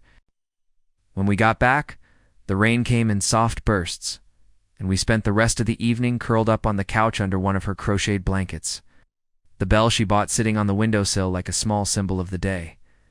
Later, while I was brushing my teeth, I looked at myself in the mirror and saw something had changed. My shoulders were a little more relaxed, my eyes less tired. I realized I hadn't thought about my own past in days, not in the heavy way I used to, not in the way that clung to everything I did. Evelyn had given me space not just in her house, but in her presence. Space to become softer, space to breathe differently, and I hoped I was doing the same for her. That night she brought out an old photo album I hadn't seen before. We sat, cross-legged on the floor, flipping through pictures that spanned decades, her childhood, her early marriage, birthdays, random Tuesdays captured in faded Polaroids. There was a quiet reverence in the way she turned the pages. At one point she paused at a photo of her younger self in a sunflower field, laughing mid-spin. She stared at it for a while and whispered that sometimes she missed that version of herself, the one who didn't overthink, the one who still believed anything could happen. I told her she hadn't lost that girl. She had just layered her with experience. And maybe now she was rediscovering her with more depth. Her eyes met mine, glassy but not sad, and she nodded. We put the album away, and sat in silence for a long time, our backs against the couch, fingers loosely entwined. The rain had stopped, leaving behind a faint mist on the windows. She rested her head on my shoulder, and I could feel her breath settle into a slower rhythm, like her whole body was exhaling something it had held onto for too long. I didn't say anything. I just let the moment be. Because sometimes love doesn't need to announce itself, it just needs space to grow in the quiet. It was sometime around midweek when Evelyn suggested we take on a small project together, repainting the old shed in her backyard. It had once been her husband's workspace. It's a place for tools and half-finished furniture repairs, but now it stood mostly unused. The paint chipping away and ivy curling lazily over its roof. I could tell by the way she looked at it that it carried a complicated history for her, but when she said she wanted to make it feel like hers again, I understood this was more than just about paint. It was a quiet reclamation, a way to honor the past without living in it.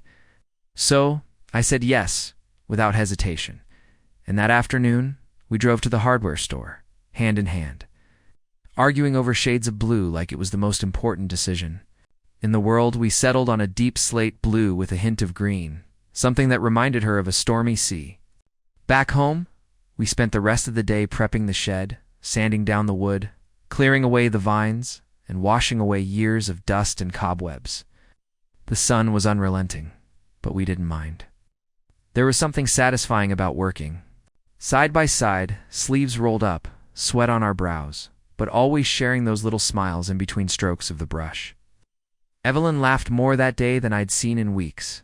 She accidentally stepped into the paint tray at one point and shrieked before bursting into a fit of laughter that made me drop my own brush just so I could pull her into a messy embrace. We were both covered in flecks of blue and sunburn by the time the shed had its first full coat, but we stood back, arms around each other, and admired it like we had built something monumental. And in a way, maybe we had. Later that night, I sat on the porch alone while Evelyn took a long bath. The evening breeze carried the scent of wet soil and drying paint, and I watched the sky bleed into twilight with a strange ache in my chest. Not sadness, but something close to it. A kind of longing for permanence, maybe. I realized that even in the comfort of our growing connection, I had begun to fear the unspoken expiration dates we all carried. Life had a way of taking things just when they felt most settled. Seen it happen before, but Evelyn had a different rhythm, and being with her was teaching me to trust the present without interrogating the future. When she came outside, wrapped in a blanket, her hair damp and her skin glowing from the bath, she handed me a small notebook. She said it had been her journal, but she hadn't written in it for over a year. Instead of writing something new, she had gone back and read through some of her older entries. She said some pages made her sad, some made her smile, but the thing that stood out the most was how often she wrote about feeling invisible not to the world, but to herself. And then she looked at me, her eyes glassy in the soft porch light, and said, "But not anymore." I didn't say anything. I didn't need to. I just took the notebook, held it gently, and pressed a kiss to her forehead. The next morning, we returned to the shed for a second coat of paint. The early light filtered through the trees, casting dappled shadows on the lawn. We worked in silence, but it was a comfortable one. As I painted, I noticed Evelyn had begun humming again a tune I didn't recognize, but one that felt familiar. All the same, at some point she stepped back and looked at the nearly finished wall and said, almost to herself, "It doesn't look like his anymore." There was no bitterness in her voice, just clarity.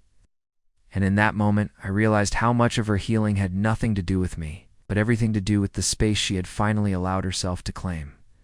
That afternoon, we sat on the back steps, drinking lemonade, and admiring the completed shed. She told me stories about her husband, not just the good ones, but the hard ones too. The arguments, the misunderstandings, the quiet reconciliations. She said she didn't want to pretend the past had been perfect because that would be dishonest.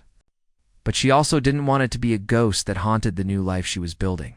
I told her that sounded like the most honest kind of loved one that acknowledged the scars without trying to erase them. She leaned her head on my shoulder and whispered that maybe love wasn't about starting over, but learning how to continue. I let those words sit between us, heavy and right, That evening, we turned the shed into something new. She brought out string lights and hung them along the roofline. Inside, we cleaned out the last of the cobwebs and dusted off the old workbench. We didn't decide what it would become just yet. She said she wanted to sit with the space for a while, let it tell her what it wanted to be. An art studio, maybe, or a reading room, or just a quiet corner of the world that belonged to no one but her. I told her whatever she made of it, it would be beautiful. She smiled and said, so will we. The next few days slipped by in a blur of quiet tasks and long pauses. There was something about the pace of life with Evelyn that reminded me of late summer afternoons, slow, deliberate, golden around the edges. We didn't rush. We didn't plan every hour. We just existed together, and somehow that felt more meaningful than any grand adventure I'd ever taken. There were moments when we'd be doing nothing at all, her curled on the couch sketching, me fixing a loose hinge or rewiring a lamp hand. I'd catch myself smiling for no reason. Like my body was registering something my mind didn't need to explain. There was no script for what we were, but it didn't matter. It was real, it was growing, and it was enough. One afternoon, I was replacing the cracked glass in one of the old side windows when Evelyn appeared at the doorway with 2 glasses of lemonade and a hesitant look on her face. She handed me one, sat down on the porch steps, and quietly said she'd been thinking about taking a trip. Not far, just to the coast for a few days. It was a place she used to visit every summer when she was younger, a sleepy seaside town with white sand, faded boardwalk shops, and a weathered lighthouse she loved. I asked if she wanted to go alone, not because I wanted distance, but because I respected her independence. But she shook her head and said, I want you there. If you're willing. We left 2 days later in her old sedan, bags packed light and music humming through the speakers. The drive was long but unhurried, filled with conversations that drifted. From the silly to the serious, she told me about her father's habit of narrating road trips like an old radio host. So I took on the role halfway through the drive, giving mock weather updates and restaurant reviews for imaginary diners. We passed. She laughed so hard at one point she had to pull over just to catch her breath. I realized then how icily we'd slipped into something that resembled a life of shared rhythm, private language, an understanding that didn't need constant affirming. When we arrived at the coast, the air smelled like salt and pine, and the ocean stretched out before us like a quiet promise. We checked into a small inn she'd stayed at years ago, its wood siding now sun-bleached and charmingly weathered. Our room had a balcony that overlooked the beach, and as the sun began to set, we stood there in silence, watching waves roll in one after the other, steady and endless. She leaned into me, her hand slipping into mine, and said, "This place always made me feel like I could breathe again." I squeezed her hand and told her I understood the feeling.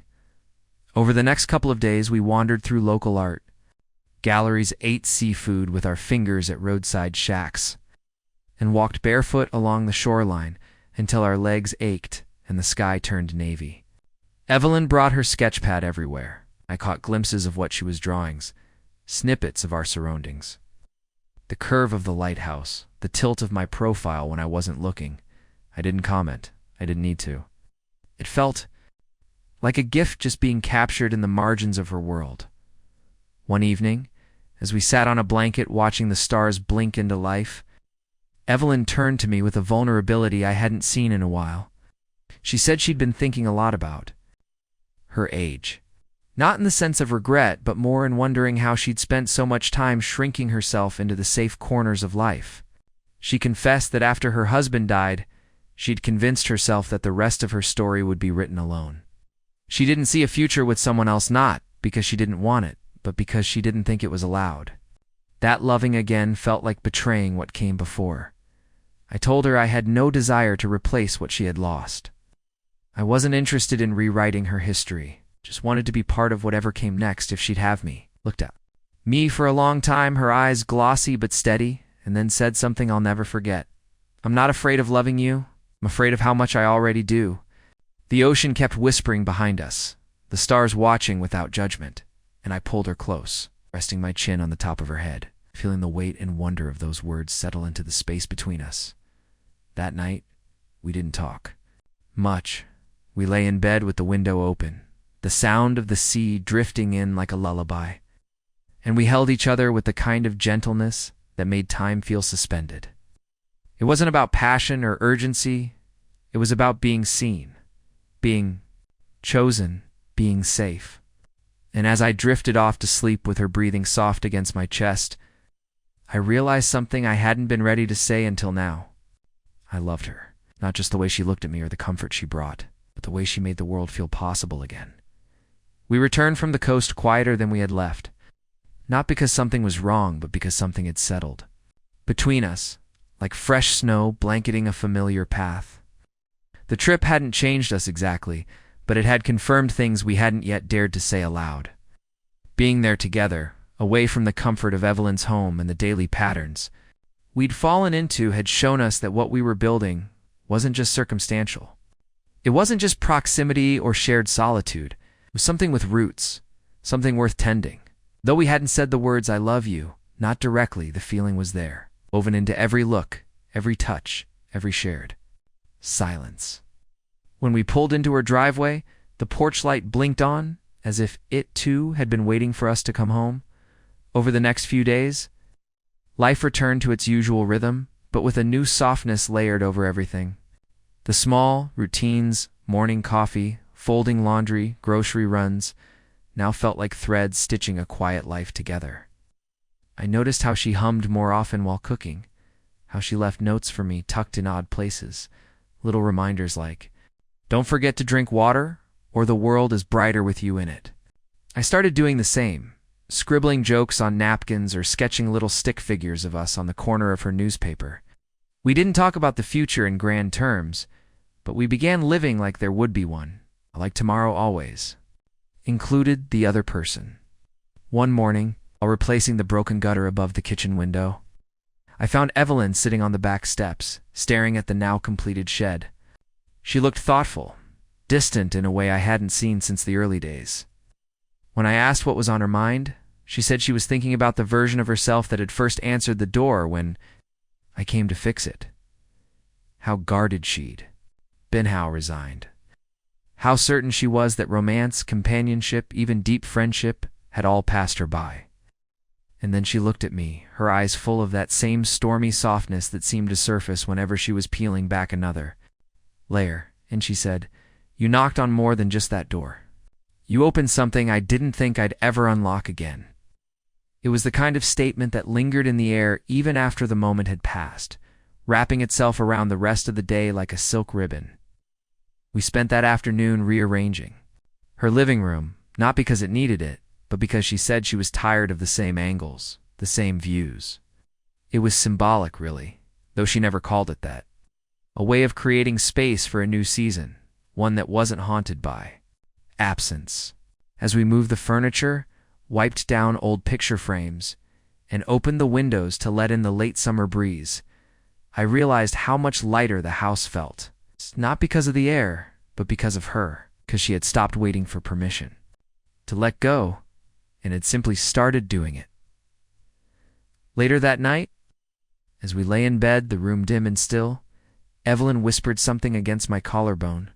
She said, "I think I'm starting to believe again." She didn't elaborate, and I didn't press her. I just kissed the top of her head and held her a little tighter, knowing exactly what she meant. Belief wasn't always in something divine, or even in love itself. Sometimes it was simply belief in another beginning, in the idea that maybe you're not too old, too late, too damaged to be chosen, to be wanted, not just for who you were, but for who you were still becoming. The next morning brought a letter in the mail, from a friend of Evelyn's she hadn't spoken to in nearly a decade. She read it at the table while I made breakfast, her eyes scanning quickly at first. Then, slowing down, when she finished, she set it aside with a small smile and told me it was an invitation. Her friend was hosting a weekend gathering of old college mates, sort of informal reunion. She asked if I'd come with her. I said yes without hesitation. She admitted that a few years ago she would have declined without reading the second paragraph. But now she wanted to go, not to show off anything, not to prove she'd moved on, but to stand beside someone who saw her clearly and without conditions. That evening, we talked about the trip. We picked out outfits, looked up directions, and even joked about making up ridiculous stories to tell people about how we met. But beneath the jokes, there was something else, a growing awareness that we were stepping into each other's real lives now. Not just the quiet bubble we'd created within her home, but the wider, messier, more vulnerable parts. Introducing each other to old friends, being seen as a pair, claiming one another in public the same way we already had in private. It was both thrilling and terrifying, yet it felt right. As we settled into bed that night, her head on my chest and my fingers tracing lazy lines along her arm, I felt the weight of all the quiet moments that had led us here. It hadn't been a whirlwind romance or a dramatic transformation. It had been a series of small decisions, each one nudging us closer to trust, to hope, to something we hadn't known we were still capable of. And in the stillness of that moment, I whispered into the dark, "I'm not going anywhere." She didn't answer. She just pulled the blanket up around us, tighter this time, let out a breath that sounded like peace. The weekend of the reunion arrived with the kind of nervous anticipation that reminded me of the first day of school or a job interview. Only this time it wasn't my past that would be revisited, but Evelyn's. We packed light, just a couple of overnight bags and her sketch pad, which she insisted on bringing even though she wasn't sure she'd have time to draw. She dressed that morning with quiet intention, trying on 3 different dresses before settling on a simple navy one that brought out the softness in her eyes. I could see she was trying not to overthink it, but I also recognized the vulnerability in her movements, the way she paused before zipping up. It's the way she checked her reflection from different angles. This wasn't just about appearances. It was about stepping back into a room full of people who remembered who she was before life changed her. And now, with me by her side, she would be showing them who she'd become. The drive was easy, winding through back roads and quiet highways, golden light breaking through the trees and warming the interior of the car. We talked about nothing for a while, then everything all at once.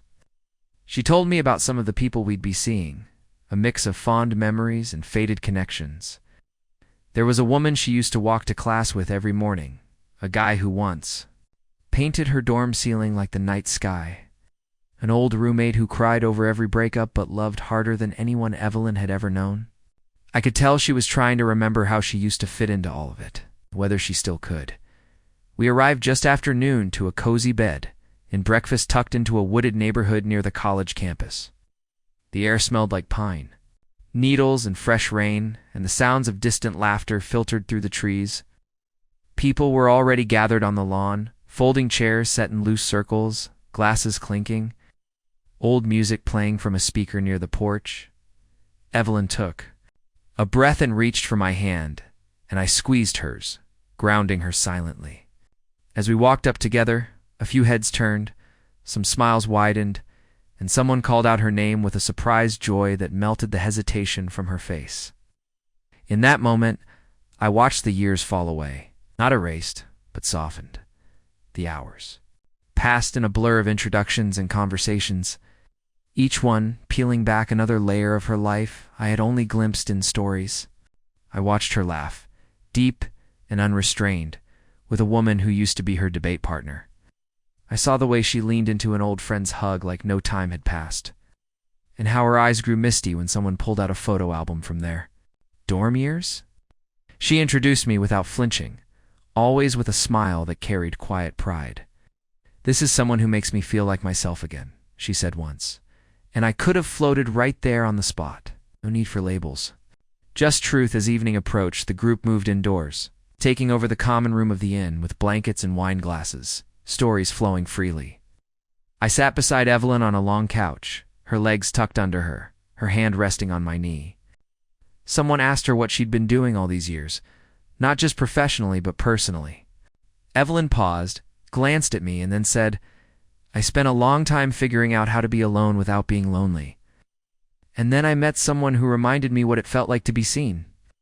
The room grew quiet for a moment, not out of discomfort, but because everyone understood the weight of what she said.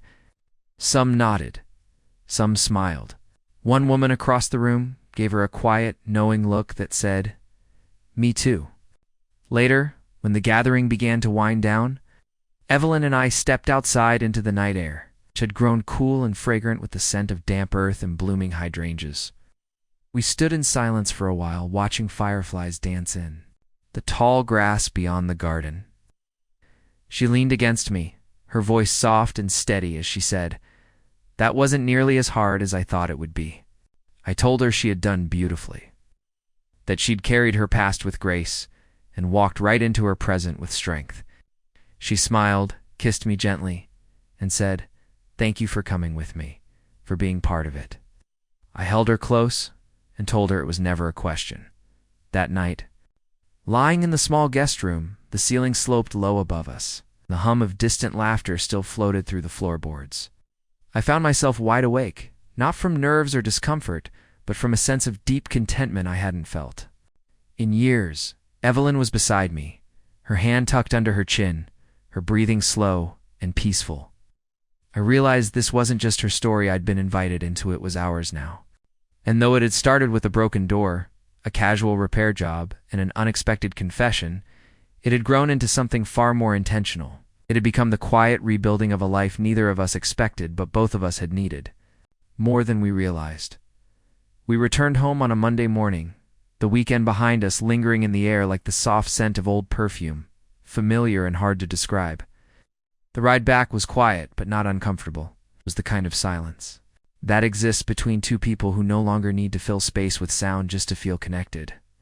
Evelyn rested her head against the window for most of the drive, watching the trees blur past, her fingers absent-mindedly tracing invisible lines on her jeans. I knew she was reflecting on the conversations, the hugs, the way her past had welcomed her back without judgment. She was returning not as the woman she once was, but as the woman she had grown into, stronger, more whole, no longer shrinking from the world out of grief or habit. When we arrived back at her house, everything looked just as we'd left it. The garden overgrown but charming, the wind chimes still dancing against the breeze. The front door no longer broken, but now somehow symbolic. I helped her with the bags and stood in the doorway for a moment, taking in the familiarity. Funny how quickly something can begin to feel like home when it's wrapped in the presence of someone who wants you there. She paused beside me and smiled, almost like she knew what I was thinking, then reached up and gently kissed my cheek before walking inside. That small gesture, wordless and warm, felt louder than any declaration. The next few days passed slowly. Evelyn painted more, spending long afternoons in the shed, with sunlight pouring in through the wide-open door. She had decided to turn it into her art studio after all, hanging sketches on the wall and stacking books along the windowsill. I sometimes sat nearby, fixing odds and ends around the house, or simply reading. But mostly I just liked to be close, absorbing the soft sounds of her pencil on paper and the occasional quiet hum of a tune she hadn't realized she was singing. There was a rhythm to our days now, a sense of mutual presence. And even when we weren't speaking, there was this comfort that neither of us was alone anymore. One evening, as we were closing up the studio, she showed me a new sketch. It wasn't finished, just the rough outline of a man standing by a doorway, half-turned, one hand resting on the frame like he wasn't sure whether he was coming in or leaving. The details were still loose as shadows and posture, but I recognized the essence immediately. It was me, or at least her version of me, and the moment she'd captured was one I hadn't even known she'd seen. She told me that when I first arrived to fix her door, there was a part of her that had hoped I'd stay, and another part that was terrified I might. This sketch, she said, was that tension, the moment between staying and going. I stared at it for a long time, not because of how it looked, but because of how it felt true, exposed, and undeniably US. That night, after dinner, we sat outside. On the porch swing, the stars stretching across the sky in quiet clusters. She told me about her childhood, how she used to believe stars were holes in the sky, where light poured through from some other world. I told her that made more sense than most of what I'd been taught growing up. We laughed and then fell into silence again, the good kind, the kind that doesn't demand to be broken. She leaned into me, her head against my shoulder, and said she hadn't felt this calm in years. that even though life still had its edges and unanswered questions, she no longer felt like she was bracing for the next gust of wind to knock her down. There was a moment then when I wanted to say something big, but instead, I asked her what she wanted tomorrow to look like. She smiled and said she didn't know, but whatever it was, she hoped it started the way today ended, right here, beside me. That was enough for me. I didn't need promises carved in stone or a mapped-out future. I just needed the next morning, and the one after that. One day at a time. Together the next morning, I woke to the smell of pancakes and coffee and the sound of Evelyn humming from the kitchen. I walked in to find her already dressed, a towel over her shoulder, flipping pancakes like it was something she did every Sunday. She looked up and grinned, said I had a dream we were dancing in the living room, so I figured we should probably make that happen today. I laughed, rubbed my eyes, and said, well then, we better clear some space. And so we did move the coffee table, pushed back the chairs, and turned on some old jazz station from the radio. We danced barefoot, clumsy and slow, with the smell of syrup in the air and sunlight pouring in through the windows. And right there, in that perfectly ordinary moment, I realized that the life we were building wasn't made of grand confessions or dramatic gestures. It was made of mornings like this. I wouldn't trade it for anything. In the weeks that followed, life continued with a comforting consistency, the kind that slowly convinces you it might just be real. There were no fireworks, no dramatic turning points, just the unfolding of something stable, something deeply felt and quietly built. Evelyn and I began settling into routines without ever needing to define them. She would start her mornings with tea by the window while I sat nearby, tinkering with small tools or catching up on odd jobs for clients. The silence between us never felt empty. It was full of ease, full of trust. It was the sound of two people who had stopped reaching for something they already held. The neighborhood started to take notice. We weren't flashy or loud, but there's something about quiet consistency that draws attention all the same. Old Mr. Harlan next door would nod approvingly when he saw me watering Evelyn's front garden. Okay. And Miss Bernice from across the street had taken to dropping off her extra banana bread with a wink in our direction. At one point, Evelyn joked that we were becoming that couple, the one people point to and say, now those two, they found something real. We laughed about it, but I knew there was truth buried in her words. It wasn't about show. It was about presence. And we were present for each other in every possible way. One day, I surprised her by finishing the last of the house projects we'd left half done, the cracked stepping stones in the backyard path. She had always talked about how they reminded her of teeth missing from a smile. I spent the better part of the afternoon digging, leveling, and carefully laying new stones in their place, making sure the path curved just the way she liked it. When she came outside and saw it, she stopped mid-step, her hand covering her mouth in surprise. Then she walked the path slowly, barefoot, as if testing whether it would hold her weight. When she reached the end, she turned back to me and said, softly, you didn't just fix a path, gave me one to walk. That night, she brought out a bottle of wine she'd been saving for years, something from her wedding anniversary that she'd never opened. She told me she had kept it not out of sentimentality, but because she hadn't known what else to do. With it for a while, she thought drinking it would be letting go too soon. Then, for another while, she thought it would be disrespectful to drink it with someone new. But now, she said, she realized it wasn't about the bottle at all. It was about what it represented, a life that had shaped her, but no longer defined her. We drank that wine together on the porch, under a soft dusk sky, and every sip felt like a release. She was no longer mourning what she lost. She was embracing what she had found. Later, we danced again, this time under the stars. The sound of crickets filling the spaces between our steps. Evelyn rested her head on my shoulder, and I wrapped my arms around her waist, and we moved as if time itself had slowed to make room for us. There were no big declarations, no pressing need to label what we were. We just knew, and that knowing was enough. The next morning, Evelyn surprised me with an idea. She wanted to take a short road trip, not for any reason other than to see something new together. She said she'd spent so much of her life rooted in the same routines, the same small radius of comfort, that she'd forgotten what it felt like to chase the horizon.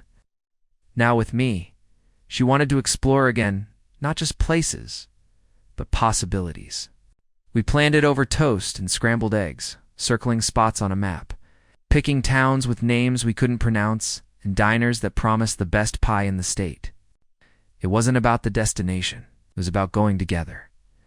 We left the following weekend with a small suitcase, a camera, and no real plan.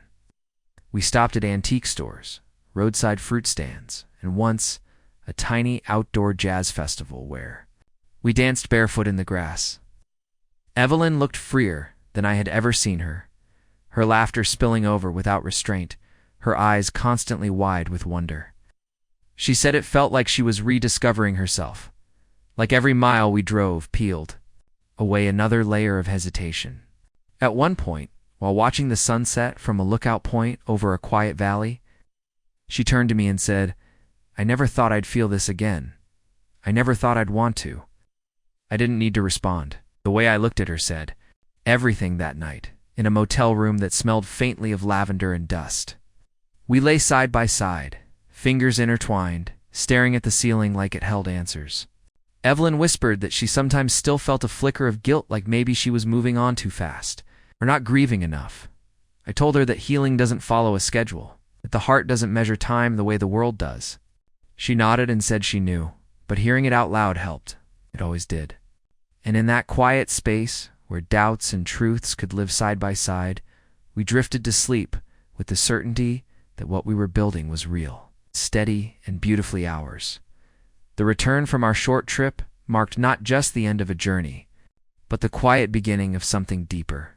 Something that no longer felt like a new chapter, but rather the unfolding of a life fully shared.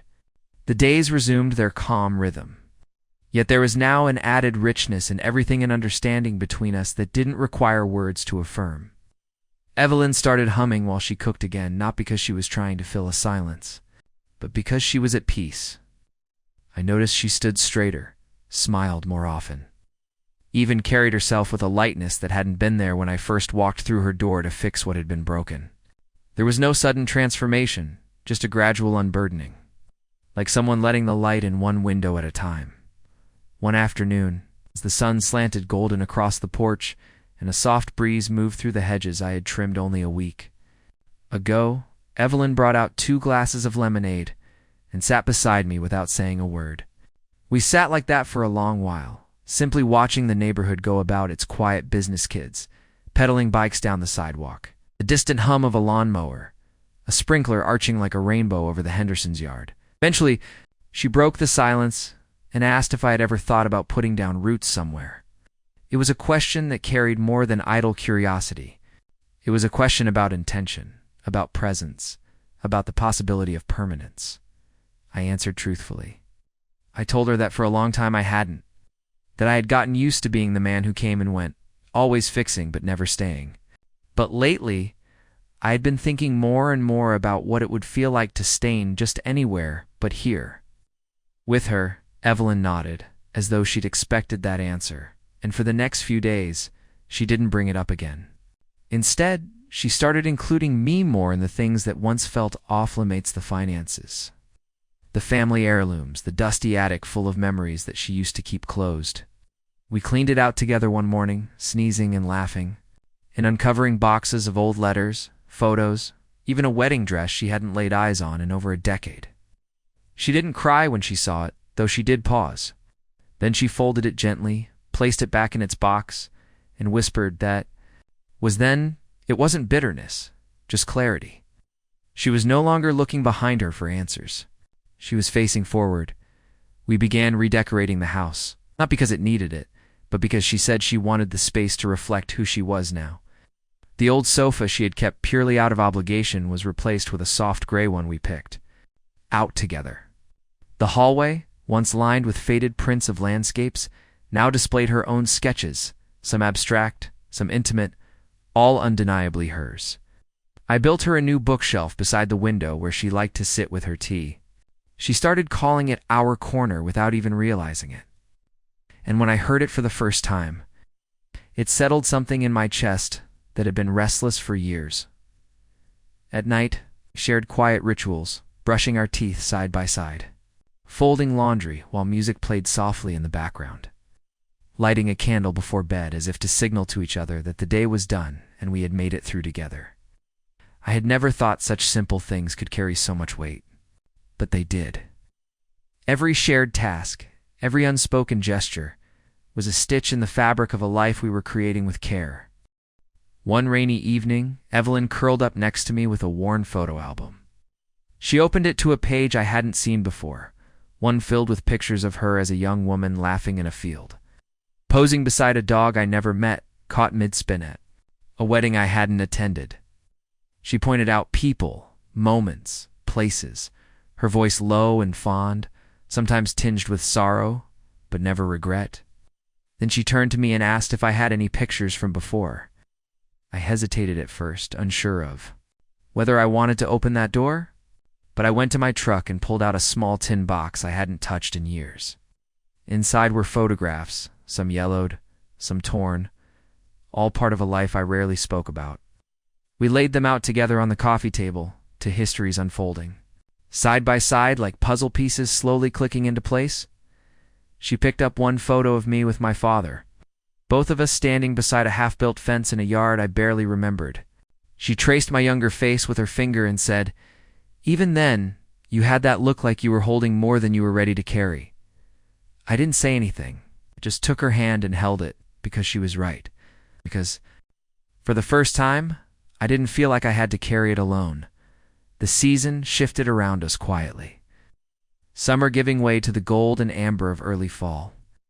The trees along Evelyn Street turned slowly, each day a deeper shade of orange or reed, as if the entire neighborhood was preparing for change in tandem with us. The porch we had once used for solitary coffee now hosted morning conversations and late-night confessions. Always lit by the soft glow of a lantern, Evelyn insisted, gave the space an old soul. It was during one of those evenings, with a soft breeze rustling the leaves and her sketchbook forgotten beside her, that she looked over and said something I hadn't expected, but somehow had been waiting for. She told me she wanted me to stay, not just visit, not just fix things, not just drift in and out of her world like someone passing through. She wanted us to be real every day, in the mundane and the meaningful. The truth was, I'd already made that decision 100 quiet times before she ever spoke it aloud. I began bringing more of myself into her world, clothes slowly populating the drawers, tools finding permanent homes in the shed, mugs on the shelf that didn't match or set, but felt like me. We rearranged the kitchen together, not because it needed it, but because it became our way of deciding how to share space. There was never any grand declaration. No dramatic moment where I moved in. It just happened the way most lasting things do, with care, with time, and with trust. And through it all, Evelyn continued to grow in her own way. She joined a local artist group, started teaching a small weekly sketch class to neighborhood kids on Saturdays. And once, I caught her dancing barefoot in the living room alone, laughing. As she turned in circles, unaware I was watching, she looked freer than I'd ever seen her unapologetically herself. But even in the midst of this happiness, life didn't stop being life. One morning, she received a call from her younger sister who had recently moved out of state. Their mother, who Evelyn hadn't spoken to in over a year, had taken a fall. Nothing life-threatening, but serious enough to stir emotions neither of them had planned on confronting. Evelyn sat at the kitchen table for hours that day, fingers curled around her coffee mug, silent. I didn't press her. I just stayed close, present. Later that night, she told me about their complicated relationship, how years of emotional distance had worn away the natural closeness they once had. But she also said she was thinking of going to visit. It's not to mend everything, not with expectations, but just to be there, to try. I told her I'd drive her if she wanted. That visit happened the following weekend. We packed light and took the familiar back roads, and though the trip was long, it was quiet in the good way. I waited in the car when she went inside the small assisted living home, watching as she hugged her mother gently, cautiously, like someone trying to remember how. They spoke for nearly an hour. And when she returned to the car, she looked tired, but also at peace. She said there was still a lot to figure out, but that showing up had been enough for now.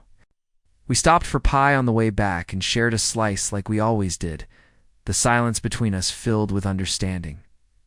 Back home, things fell into rhythm again, but now there was a new layer of openness between us. Not everything needed fixing. Some things just needed showing up for. Evelyn sketched more in the weeks after, her drawings taking on new depth, less controlled, more expressive. She began one of me, too, though she never let me see the full thing. Said it wasn't done yet, that maybe it never would be. I told her that was fine. Some portraits, like some relationships, are living things. They evolve, they deepen, they never quite reach a final form. Then one night, while watching the stars stretch across the ink-black sky, Evelyn turned to me and whispered the words she had said once before, but this time, they felt less like a confession and more like a homecoming. She said, "I'm 49, and I still can't stop thinking about you." I smiled, took her hand in mine, and replied that I hoped she never would, because I couldn't stop thinking about her either. Not when I first saw her standing in that doorway with guarded eyes and a heart she thought no one could reach. Not when we danced in the kitchen, when we drove through old towns, when we sat in silence together. Not now, and not ever. And as the wind rustled, the last of the leaves from the trees, and the world settled into the quiet hum of night, I knew that this wasn't just the end of a story, it was the middle of something we were still writing. Something messy, something real, something beautifully, stubbornly human. It didn't start with fireworks. It started with a broken door, a hesitant smile, and a truth spoken softly. But it grew into something that would hold. And in a world full of moments that passed too quickly, this Harus here was the one I wanted to hold on to the longest. Up next, you've got 2 more standout stories right on your screen. This one hit the mark. You won't want to pass these up. Just click and check them out. And don't forget to subscribe and turn on the notification bell so you don't miss any upload from us.